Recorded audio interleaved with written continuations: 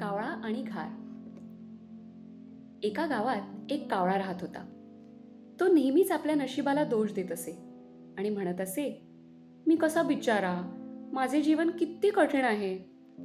तो सतत इतर पक्ष्यांकडे बघून त्यांचे जीवन किती चांगले आहे असे त्याला वाटत असे.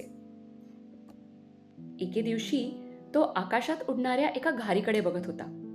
घार उंच आकाशात आरामात उडत होती आणि सहज अन्न पकडत होती. कावळ्याला वाटले, किती सुंदर आणि सोपे जीवन आहे हिचे. जर मी घार असतो तर माझे जीवन किती आनंदी झाले असते.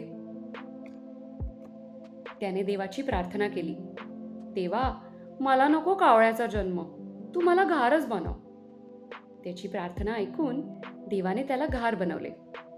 कावळा खूप आनंदी झाला आणि घार बनून उंच उडू लागला.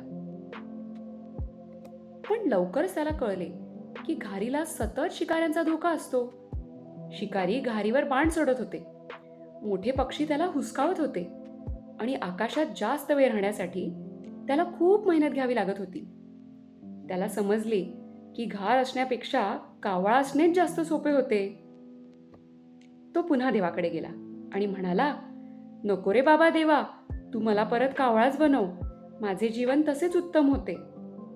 देवाने त्याला परत कावळा बनवले. आपल्याला नेहमी वाटते की इतरांचे जीवन चांगले आहे, पण खरं तर प्रत्येकाच्या आयुष्यात काही ना काही अडचणी असतात. आपल्या जीवनात समाधान हेच महत्त्वाचे आहे.